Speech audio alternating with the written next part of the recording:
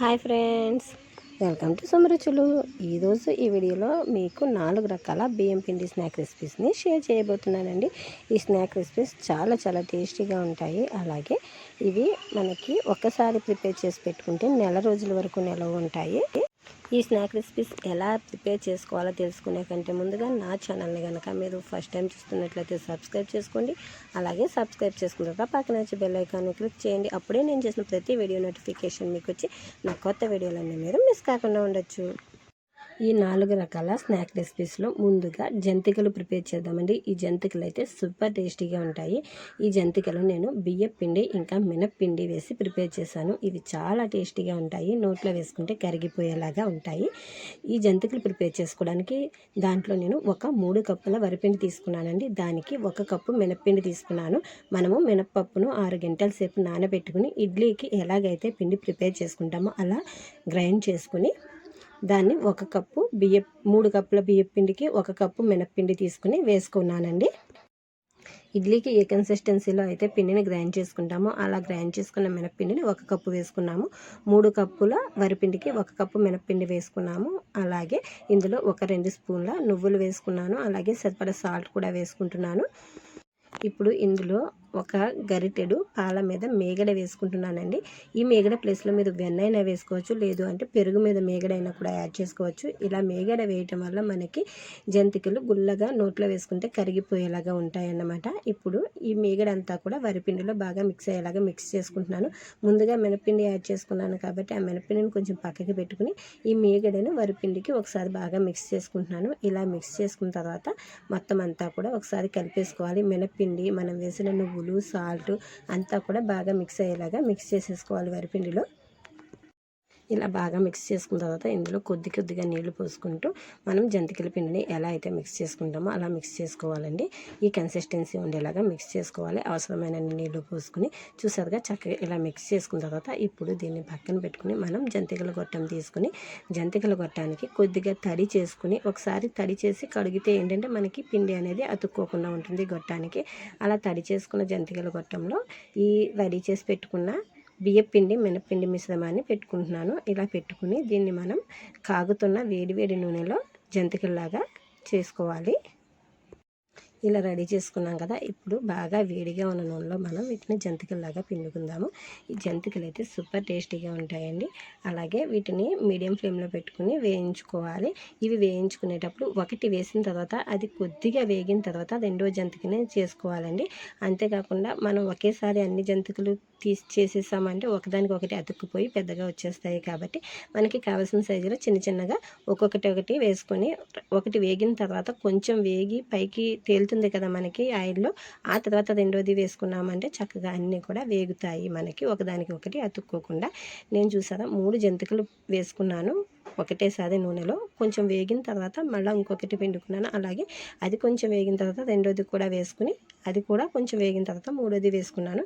ఇలా ఒకదాని తర్వాత ఒకటి వేసుకుని వాటిని గోల్డెన్ బ్రౌన్ కలర్ వచ్చే వరకు మీడియం ఫ్లేమ్లో పెట్టుకుని వేయించుకుంటే చక్కగా ఫ్రై అవుతాయి జంతికలు. చాలా టేస్టీగా ఉంటాయండి ఈ మినప్పిండి జంతికలు. మీ ఇంట్లో ట్రై చేయండి, టేస్ట్ చేయండి.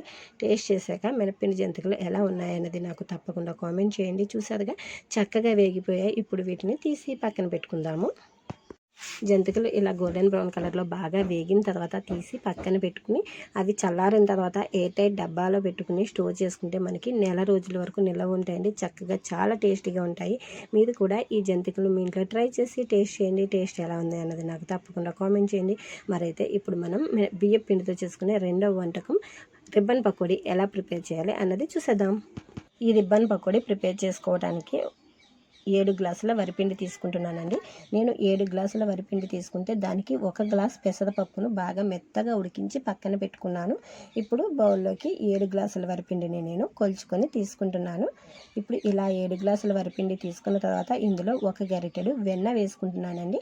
ఈ వెన్న ప్లేస్లో మీరు పాల మీద మేగడ కానీ పెరుగు మీద మేగడ కానీ ఏదైనా కూడా వేసుకోవచ్చు. అలాగే ఇందులో మెత్తగా గ్రైండ్ చేసుకున్న అల్లం వేసుకున్నాను. అలాగే కారానికి సరిపడా పచ్చిమిర్చిని కూడా మెత్తగా గ్రైండ్ చేసుకుని యాడ్ చేసుకుంటున్నాను. అల్లం పచ్చిమిర్చి మనం బాగా మెత్తగా గ్రైండ్ చేసుకోవాలి. అది సరిగా నలగకుండా గ్రైండ్ అవ్వలేదు అంటే ఏమవుతుంది అంటే మనకి గొట్టంలో ఆకు పకోడీలు చేసుకునేటప్పుడు గొట్టంలో అవి అడ్డపడి సరిగా రావన్నమాట. కాబట్టి వాటిని బాగా మెత్తగా గ్రైండ్ చేసుకోవాలి మనం అల్లం పచ్చిమిర్చి. ఇప్పుడు ఇందులో సరిపడా సాల్ట్ కూడా వేసేసుకుని మనం వేసుకున్న వెన్న, అల్లం పచ్చిమిర్చి పేస్టు, అలాగే సాల్ట్ ఇవన్నీ కూడా వరిపిండికి బాగా పట్టేలాగా మిక్స్ చేసుకోవాలి. సరిపడా సాల్ట్ కూడా వేసేసుకుంటున్నాను. ఇలా మిక్స్ చేసుకున్నాం కదా. ఇప్పుడు నేను ఇందాక చెప్పినట్లుగా ఉడికించిన పెసరపప్పు, నేను ఈ గ్లాస్తో 7 గ్లాసుల బియ్యం తీసుకున్నాను. అదే గ్లాస్తో 1 గ్లాస్ పెసరపప్పు మెత్తగా ఉడికించి పక్కన పెట్టుకున్నాను. ఆ పెసరపప్పు కూడా మనం మిక్స్ చేసుకున్న వరిపిండిలో వేసేసుకుంటున్నాను అన్నమాట.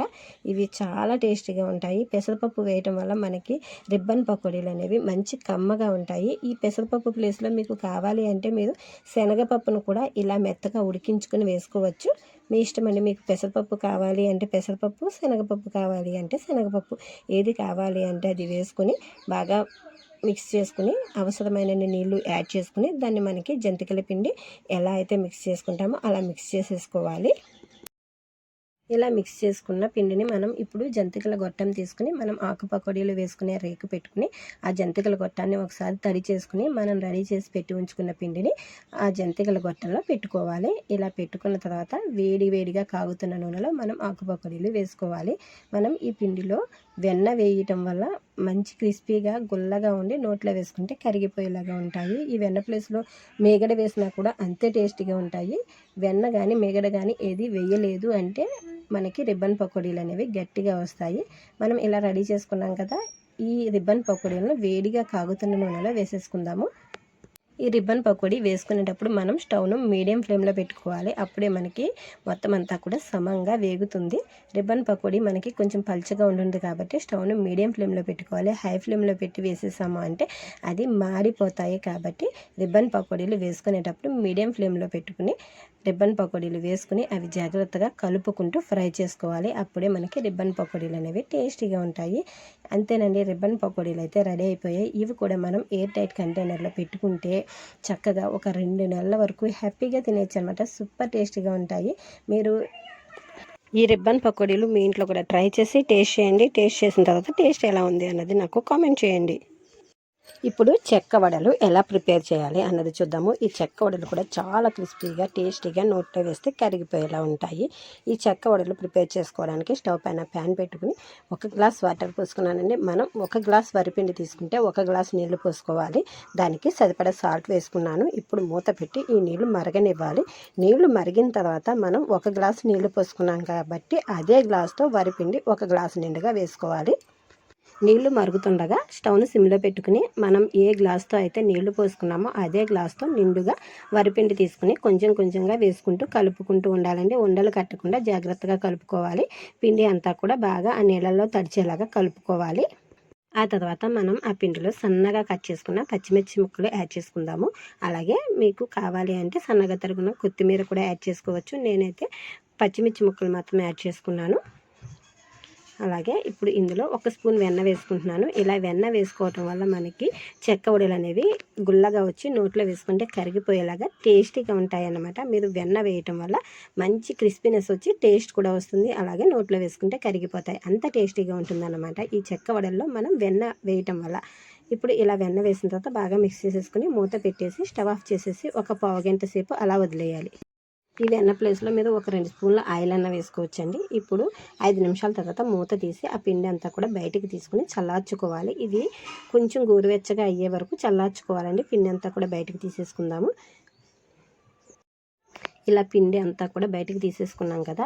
ఇది ఒక 10 నిమిషాల పాటు చల్లారనివ్వాలండి. ఇది గోరువెచ్చగా ఉండగా మనం 2-3 గంటల పాటు నానబెట్టి ఉంచుకున్న శనగపప్పు వేసుకుని ఆ పిండిలోను ఆ పిండి అంతా కూడా బాగా మిక్స్ చేసుకోవాలి. పిండి మనకి చెయ్యి పట్టే వేడి ఉండగానే పిండిని మిక్స్ చేసుకోవాలి. అప్పుడే మనకి పిండి అనేది సాఫ్ట్గా వస్తుంది. పిండి బాగా చల్లారిపోయింది అంటే మనకి పిండి బాగా మిక్స్ అవ్వదు, అక్కడక్కడ ఉండల్లాగా ఉండిపోతుంది. కాబట్టి పిండి కొంచెం వేడిగా ఉండగానే మన చెయ్యి ఎంతైతే వేడి పడుతుందో ఆ వేడి ఉండగా చక్కగా మిక్స్ చేసేసుకుంటే పిండి అనేది బాగుంటుంది.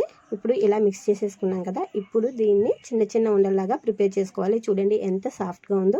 చక్కగా ఇలా ఉంటుంది మనం వేడిగా ఉండగానే ఇలా మిక్స్ చేసుకుంటే. వీటిని ఇప్పుడు మనకి కావాల్సిన సైజులో చిన్న ఉండల్లాగా ప్రిపేర్ చేసుకుందాము, చెక్క వడలు చేసుకోవడానికి వీలుగా ఉండేలాగా. ఇప్పుడు పిండి అంతా కూడా మనం సమానంగా ఉండే ఉండలాగా ప్రిపేర్ చేసేసుకున్నాం కదా. ఇప్పుడు వీటిని మనం చెక్క వడలాగా పూరి ప్రెస్తో ప్రెస్ చేసుకుందాము. మీకు కావాలి అంటే చేత్తోటైనా చేసుకోవచ్చు. పూరి ప్రెస్ అనేది మీ దగ్గర లేకపోతే చేత్తోటైనా ఒత్తేసుకోవచ్చు. లేదు అంటే మన దగ్గర చపాతీ చేసుకునే కర్ర ఉంటుంది కదా, దాంతోటైనా కూడా ఒత్తుకోవచ్చు. నేనైతే పూరి ప్రెస్తో ఒత్తుకుంటున్నానండి. చూడండి చక్కగా వచ్చేస్తాయి. పూరి ప్రెస్కి కవర్ వేసుకుని ఆ కవర్ పైన మనం రెడీ చేసి పెట్టుకున్న ఉండలు వేసుకుని ఇలా ప్రెస్ చేసుకుంటే చక్కగా చెక్క వడలు అనేవి బాగా వస్తాయి. మీకు కావాలి అంటే పూరి ప్రెస్ మీ దగ్గర లేదు అంటే కనుక మీరు చపాతీ కర్రతోటైనా కూడా చపాతీ చేసుకునే బల్ల మీద కవర్ వేసేసుకుని కొంచెం ఆయిల్ అప్లై చేసి మనం ఇలా చక్కగా ఒత్తేసామంటే చక్కగా వచ్చేస్తాయి చెక్క వడలు మనకి. లేదు అంటే చేత్తో కూడా ప్రిపేర్ చేసుకోవచ్చు. చేత్తో చేసింది ఏంటంటే మనకి కొంచెం మందంగా వస్తాయి. మందంగా వస్తే అవి కొంచెం గుల్లగా ఉండవు. కాబట్టి చపాతీ కర్రతో కానీ ఇలా పూరి ప్రెస్తో కానీ చేసుకుంటే మీకు చెక్క వడలు అనేవి చక్కగా పర్ఫెక్ట్గా వచ్చేస్తాయి అన్నమాట. ఇలా అన్నీ కూడా ప్రిపేర్ చేసేసుకుందాము. ఇలా ప్రిపేర్ చేసుకున్న తర్వాత బాగా వేడిగా కాగుతున్న నూనెలో ఒకటొకటిగా వేసుకుని ఫ్రై చేసుకోవాలి. ఒకటి వేసిన తర్వాత అది కొంచెం వేగి పైకి తేలిన తర్వాత రెండో వడ వేసుకోవాలండి. మనం అన్నీ ఒకేసారి వేసేసామంటే అవి ఒకదానికొకటి అతుక్కుపోతాయి, మనకి తర్వాత విడిగా రావు. కాబట్టి మనకి ఒకటి వేసిన తర్వాత అది కొంచెం వేగి పైకి తేలిన తర్వాత రెండోది యాడ్ చేసుకుంటే మనకి అన్నీ కూడా చక్కగా వేగుతాయి. ఇలా వేయించుకోవాలి చెక్క వడలన్నీ కూడాను. ఇవి ఇలా వేసుకున్న తర్వాత రెండు వైపులా తిప్పుకుంటూ స్టవ్ను మీడియం ఫ్లేమ్లో పెట్టుకుని చక్కగా గోల్డెన్ బ్రౌన్ కలర్ వచ్చే వరకు ఫ్రై చేసుకుంటే చెక్క వడలు మనకి రెడీ అయిపోతాయండి. ఇవి కూడా మనం ఎయిర్ టైట్ కంటైనర్లో పెట్టుకుంటే మనకి నెల నుంచి 2 నెలల వరకు హ్యాపీగా తినేయచ్చు. ఈ చెక్క వడలు నేను చూపించిన విధంగా నేను చూపించిన ప్రాసెస్లో మీ ఇంట్లో కూడా ట్రై చేసి టేస్ట్ చేయండి. టేస్ట్ అయితే సూపర్ ఉంటుంది. టేస్ట్ ఎలా ఉంది అన్నది నాకు తప్పకుండా కామెంట్ చేయండి. చెక్క వడలు అయితే రెడీ అయిపోయాయి కదా. ఇప్పుడు పాలకాయలు ఎలా ప్రిపేర్ చేయాలి అన్నది చూసేద్దాము.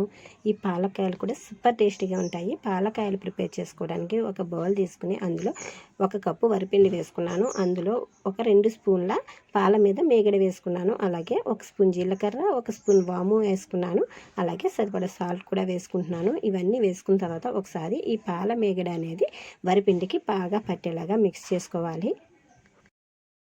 ఇలా పాల మేగడంతా కూడా వరిపిండికి పట్టేలాగా బాగా మిక్స్ చేసుకున్న తర్వాత కొద్దిగా పాలు తీసుకుని కొద్దిగా పాలు పోసుకుంటూ మిక్స్ చేసుకోవాలండి. ఈ పాలకాయలు ప్రిపేర్ చేసుకోవడానికి మనం పొడి బియ్యం పిండినే వరిపిండిగా వాడాలండి. తడి బియ్యం పిండి వాడాము అంటే పాలకాయలు పేలుతాయి. కాబట్టి పొడి బియ్యం పిండిని మాత్రమే తీసుకోండి ఈ పాలకాయలు మీరు ప్రిపేర్ చేసుకోవడానికి. ఇప్పుడు ఇందులో కొద్దిగా పాలు పోసుకుంటూ మిక్స్ చేసుకుందాము. మీరు ఎప్పుడైనా కూడా బియ్యాన్ని కడిగి ఆరబెట్టిన తర్వాత పిండి ఆడించుకుని ఆ పిండితో మనం పాలకాయలు ప్రిపేర్ చేసుకోవాలి. ఇలా పిండిని మనం ఇలా చక్కగా ప్రిపేర్ చేసేసుకున్నాం కదా. ఇలా రౌండ్గా ఉండేలాగా సాఫ్ట్గా, ఎంత సాఫ్ట్గా ఉందో చూసారా. కొద్దిగా పాల మేగడ వేసుకున్నాము. అలాగే పాలు కూడా పోసుకుని మనం పిండిని మిక్స్ చేసుకున్నాము. ఇప్పుడు మనం రెడీ చేసుకున్న పిండిని చిన్న బాల్స్ లాగా చేసుకుని కొద్దిగా పొడవుగా ప్రిపేర్ చేసుకోవాలి. ఇవి చాలా టేస్టీగా ఉంటాయి. మనం తయారు చేసుకునేటప్పుడు అన్నీ ఒకే సైజులో చేసుకుంటే అవి వేయించుకునేటప్పుడు అన్నీ పర్ఫెక్ట్గా సమానంగా వేగుతాయి. కాబట్టి ఇవి రెడీ చేసుకునేటప్పుడు చూసుకుని చేసుకోండి, అన్నీ సమానంగా ఉండేలాగా. అలాగే ఈ పాలకాయలు చేసేటప్పుడు మనం పగిలే ఛాన్స్ ఉంటుంది కాబట్టి కొంచెం జాగ్రత్తగా ఉండాలి. అలాగే ఇవి పాలకాయలు మనం పొడి బియ్యం పిండిని మాత్రమే వాడారు అంటే పగలవండి. కాబట్టి తడి బియ్యం పిండిని వాడకుండా పొడి బియ్యం పిండితో చేసుకోండి. ఇప్పుడు ఇలా అన్నీ కూడా రెడీ చేసి పెట్టుకున్నాం కదా. ఇప్పుడు కాగుతున్న నూనెలో ఈ పాలకాయలు వేసేసుకుని ఫ్రై చేసుకోవాలి. మనం రెడీ చేసి పెట్టి ఒకేసారి వేసుకోవచ్చండి అన్నీ కూడాను.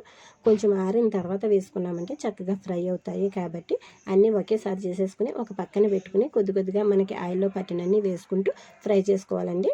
అలాగే ఇంకొక చిన్న టిప్ అండి, ఈ పాలకాయలు మనకి పేలకుండా ఉండాలంటే ఆయిల్ కూడా తక్కువ పెట్టుకోవాలండి. ఆయిల్ ఎక్కువ పెట్టినా కూడా మనకి పాలకాయలు పేలే ఛాన్స్ ఉంటుంది. కాబట్టి ఆయిల్ బాగా తక్కువ పెట్టుకుని మనం ఇవి మీడియం ఫ్లేమ్లో పెట్టుకుని స్టవ్ను వేయించుకుంటే చక్కగా పాలకాయలు అనేవి పగలకుండా గుల్లగా నోట్లో వేసుకుంటే కరిగిపోయేలాగా క్రిస్పీగా టేస్టీగా ఉంటాయి. కానీ ఈ పాలకాయలు ప్రిపేర్ చేసేటప్పుడు మనం 2 విషయాలు గుర్తుపెట్టుకోవాలండి. పొడి బియ్యం పిండిని మాత్రమే వాడాలి. అలాగే ఆయిల్ అనేది కూడా కొంచెం తక్కువ పెట్టుకోవాలి. స్టవ్ను మీడియం ఫ్లేమ్లో పెట్టుకుని వేయించుకోవాలి. ఇప్పుడు ఇవి చక్కగా గోల్డెన్ బ్రౌన్ కలర్ వచ్చిన తర్వాత వీటిని తీసేసుకుని చల్లారిన తర్వాత ఎయిర్ టైట్ కంటైనర్లో పెట్టుకున్నామంటే చక్కగా మనకి నెల నుంచి 2 నెలల వరకు కూడా ఇవి హ్యాపీగా తినేయచ్చు. చాలా టేస్టీగా ఉంటాయి. ఈ పాలకాయలు మీ ఇంట్లో కూడా ట్రై చేసి టేస్ట్ చేయండి. టేస్ట్ చేసిన తర్వాత టేస్ట్ ఎలా ఉంది అనేది నాకు తప్పకుండా కామెంట్ చేయండి. అలాగే ఇటువంటి simple and tasty and healthy recipes కోసం నా ఛానల్ని తప్పకుండా సబ్స్క్రైబ్ చేసుకోండి. చూసారు కదా 4 రకాల వరిపిండి వెరైటీస్ అన్నీ కూడా ఈ వీడియోలో నేను మీకు షేర్ చేశాను. మీ ఇంట్లో ఇవన్నీ కూడా ట్రై చేసి టేస్ట్ చేయండి. టేస్ట్ ఎలా ఉంది అన్నది మాత్రం నాకు కామెంట్ చేయడం మర్చిపోకండి. Thank you friends for watching my video. Share with your friends and family. Don't forget to subscribe my channel. Thank you very much.